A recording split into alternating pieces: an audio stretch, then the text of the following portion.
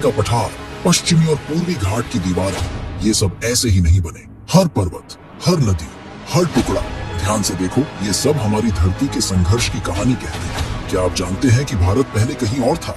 हाँ, ये धरती का वो टुकड़ा था जो गोंडवाना लैंड से टूटा, समुद्र के नीचे से होकर हजारों किलोमीटर बहता रहा और फिर एक दिन टकरा गया एशिया से, और उस टकराव से जन्मा हिमालय, वो हिमालय जिससे निकलती है नदियां गंगा, यमुना, ब्रह्मपुत्र, जो हमारी सभ्यता की श्वास है। और जिन घाटियों में आज हम सांस लेते हैं, वहाँ कभी लावा बहता था। जिस डेक्कन ट्रैप पर आज करोड़ों लोग रहते हैं, वो किसी जमाने में धरती की सबसे बड़ी ज्वालामुखी घटना का नतीजा था। इस वीडियो में हम आपको ले चलेंगे एक अद्भुत यात्रा पर, जहां 3D एनिमेशन के जरिए हम दिखाएंगे कि भारत कैसे बना, कैसे अलग हुआ, कैसे खिसकता गया और कैसे एक दिन वो महान भारत बना जिसे आज हम अपना वतन कहते हैं। तो तैयार हो जाइए, क्योंकि आप देखने जा रहे हैं धरती के सबसे शानदार भूगर्भीय इतिहास की कहानी। आज से 55 करोड़ साल पहले हमारी धरती की शक्ल बिल्कुल अलग थी। आज के जैसे 7 महाद्वीप नहीं थे, बल्कि केवल 2 विशाल सुपर कॉन्टिनेंट थे, एक लॉरेशिया और दूसरा गोंडवाना। अब आप सोच रहे होंगे, गोंडवाना क्या था? गोंडवाना वो महाद्वीपीय खंड था जिसमें Bharat, Australia, Africa, Antarctica, Madagascar और साउथ अमेरिका, ये सभी आज के देश शामिल थे। सब एक साथ जुड़े हुए, जैसे धरती का एक विशालकाय टुकड़ा। करीब 18 करोड़ साल तक यही व्यवस्था बनी रही। जानवर, पेड़ पौधे, जंगल, सब इसी एक भूभाग पर फले फूले। एक जैसा पर्यावरण, एक जैसी जैव विविधता। अब दिलचस्प बात यह है कि इस महाद्वीपीय खंड को गोंडवाना नाम कैसे मिला। तो चलिए अब कहानी को भारत से जोड़ते हैं। गोंडवाना शब्द की जड़ें भारत की धरती में छिपी है। ये नाम लिया गया गोंड जनजाति से, जो मध्य भारत के जंगलों और पहाड़ियों में आज भी निवास करती है। और ये शब्द निकला संस्कृत भाषा से, जहां गोंडवाना का मतलब होता है वनों और पर्वतों वाला विशाल भूभाग। 19वीं सदी में जब ब्रिटिश और यूरोपीय भूवैज्ञानिक भारत में अध्ययन करने आए, उन्होंने मध्य भारत में कुछ बेहद पुराने और खास चट्टानें खोजी। ये चट्टानें लाखों करोड़ों साल पुरानी थी और इन्हें उन्होंने नाम दिया गोंडवाना फॉर्मेशन, क्योंकि ये इलाके वही थे जहां गोंड जनजाति निवास करती थी। 18 करोड़ साल पहले धरती की चुप्पी अचानक टूट गई। एक ऐसा भूगोलिक तूफान उठा जिसने धरती के नक्शे को हमेशा के लिए बदल दिया। ये वो समय था जब गोंडवाना खंड टूटना शुरू हुआ। लेकिन सवाल है, इतना बड़ा भूखंड क्यों टूटा? इसका जवाब छिपा है धरती के अंदर, वहां जहां सब कुछ उबल रहा था। हमारी धरती के नीचे होता है मैग्मा, गर्म द्रवित चट्टानों का महासागर। जब यही मैग्मा धरती की सतह तक पहुंचता है तो कहलाता है लावा। अब एक सिद्धांत कहता है, कम घनत्व वाली चीजें ऊपर की ओर उठती हैं, तो ये मैग्मा सतह की ओर दबाव बनाता है, और जब दबाव हद से ज्यादा बढ़ा तो गोंडवाना के भीतर दरारें पड़ने लगी। धीरे धीरे ये दरारें इतनी गहरी हो गई कि पूरा भूभाग टुकड़ों में बंटने लगा। गोंडवाना 3 बड़े हिस्सों में टूट गया। एक हिस्सा साउथ अमेरिका बना, दूसरा बड़ा भाग अफ्रीका और तीसरा हिस्सा जिसमें शामिल थे भारत, मेडागास्कर, ऑस्ट्रेलिया और अंटार्कटिका। अब ये सारे टुकड़े अपनी अपनी यात्रा पर निकल पड़े।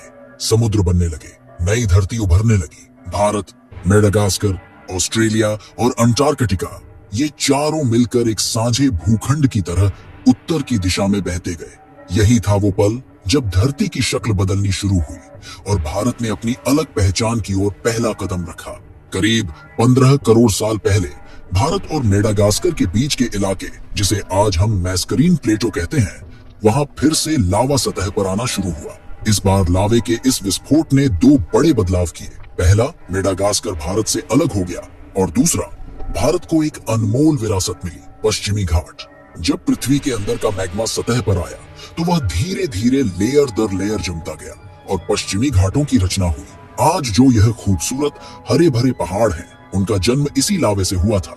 लेकिन कहानी यही खत्म नहीं होती। इन वेस्टर्न घाट्स ने ही भारत की वर्षा प्रणाली को आकार दिया। जब जून जुलाई में अरब सागर से नम हवाएं आती हैं, जिन्हें हम मॉनसून हवाएं कहते हैं, तो यही घाटियां एक दीवार की तरह खड़ी हो जाती है। हवाएं इन पहाड़ों से टकराती हैं, ऊपर उठती हैं, ठंडी होती है और फिर बदल जाती हैं घने बादलों में, जो बाद में बनते हैं मूसलाधार बारिश। यही बारिशें दक्षिण भारत को बनाती हैं हरियाली से भरपूर। गोवा, केरल और कर्नाटक की समृद्ध फसलें, अच्छा मौसम, सब कुछ इसी भूगोल का कमाल है। इतना ही नहीं, जब पश्चिमी घाट बने तब भारतीय प्लेट के पश्चिमी भाग में हल्का उभार आया और पूर्वी हिस्सा नीचे धंस गया। इस बदलाव का असर आज भी दिखता है। दक्षिण भारत की सारी नदियां पश्चिम से पूर्व की ओर बहती हैं और जाकर बंगाल की खाड़ी में मिलती है। इसी समय भारत और ऑस्ट्रेलिया एक साथ एक प्लेट पर यात्रा कर रहे थे, जिसे वैज्ञानिक कहते हैं इंडो ऑस्ट्रेलियन प्लेट। करीब 8 करोड़ साल पहले धरती के भीतर की शक्तिशाली टेक्टोनिक ताकतों ने एक और बदलाव शुरू किया। भारत और ऑस्ट्रेलिया की टेक्टोनिक प्लेटें अब अलग अलग रास्तों पर निकलने लगी, लेकिन इस बार कोई नया पहाड़ नहीं बना। ईस्टर्न घाट्स यानी पूर्वी भारत की पहाड़ियां पहले ही बन चुकी थीं। ये घाट आज उड़ीसा, तेलंगाना, आंध्र प्रदेश, तमिलनाडु और थोड़े कर्नाटका तक फैले हैं। दिलचस्प बात यह है कि ऑस्ट्रेलिया की वेस्ट बेल्ट में जो पहाड़ियां हैं, वो और भारत के ईस्टर्न घाट एक ही भूगर्भीय श्रृंखला का हिस्सा माने जाते हैं। इनकी चट्टानें, उम्र, संरचना, चुंबकीय गुण सब समान है, क्योंकि जब भारत और ऑस्ट्रेलिया गोंडवाना खंड का हिस्सा थे, तभी ये पर्वत बने थे। आज भले ही दोनों अलग हैं, लेकिन भूगर्भ शास्त्र के अनुसार ये सगे भाई जैसे हैं। 7 करोड़ साल पहले भारत और ऑस्ट्रेलिया पूरी तरह अलग हो गए। भारत अब अकेले उत्तर पूर्व दिशा में यात्रा करने लगा। इस सफर में उसके साथ था श्रीलंका, जो उस समय भारत से भूगर्भीय रूप से जुड़ा हुआ था। आज भले ही समुद्र ने दोनों को अलग दिखा दिया है, लेकिन नीचे चट्टानें अब भी एक जैसी हैं। इस समय भारत टेथीस महासागर में एक तैरते द्वीप जैसा था। इसी दौरान लगभग 6 करोड़ साल पहले भारत रियूनियन द्वीप के नीचे मौजूद हॉटस्पॉट के ऊपर से गुजरा।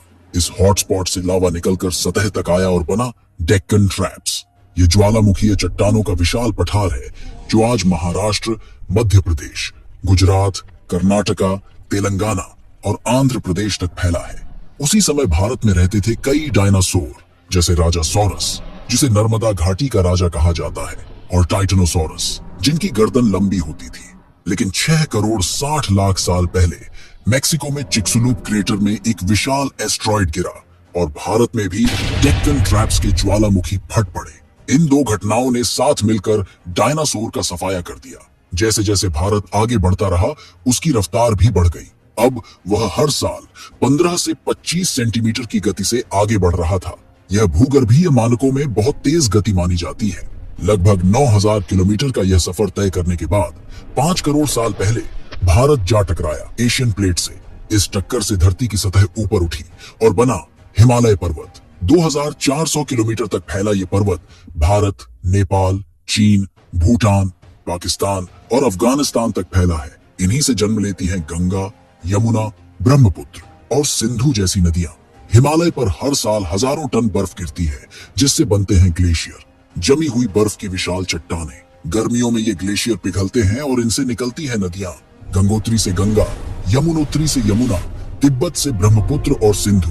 ये नदियां न सिर्फ पेयजल और सिंचाई देती हैं, बल्कि भारत की जीवन रेखा है। इसीलिए हिमालय को देवभूमि कहा गया। यह सिर्फ एक पर्वत नहीं, बल्कि भारत के जीवन और संस्कृति की आत्मा है। तो ये थी हमारी धरती के सीने में छुपी भारत की जन्म गाथा। गोंडवाना से लेकर हिमालय तक, पश्चिमी घाट से लेकर डेक्कन ट्रैप्स और गंगा की घाटियों तक, हर चट्टान, हर नदी, हर पर्वत हमारे इतिहास का एक जीवित प्रमाण है। भारत सिर्फ हिमालय को देखें या गंगा की धारा को महसूस करें, तो जान लीजिए आप सिर्फ प्रकृति नहीं देख रहे, आप उस कहानी को देख रहे हैं जो करोड़ों सालों से लिखी जा रही है। और यही तो है हमारे भारत की महानता, जिसका अतीत भी धरती की धड़कनों में बसता है और भविष्य भी प्रकृति के साथ चलता है। अगर आपको ये जानकारी पसंद आई हो, तो वीडियो को लाइक और शेयर जरूर करें और ऐसी ही अद्भुत कहानियों के लिए फैक्ट्रॉनिक टीवी हिंदी को सब्सक्राइब करें।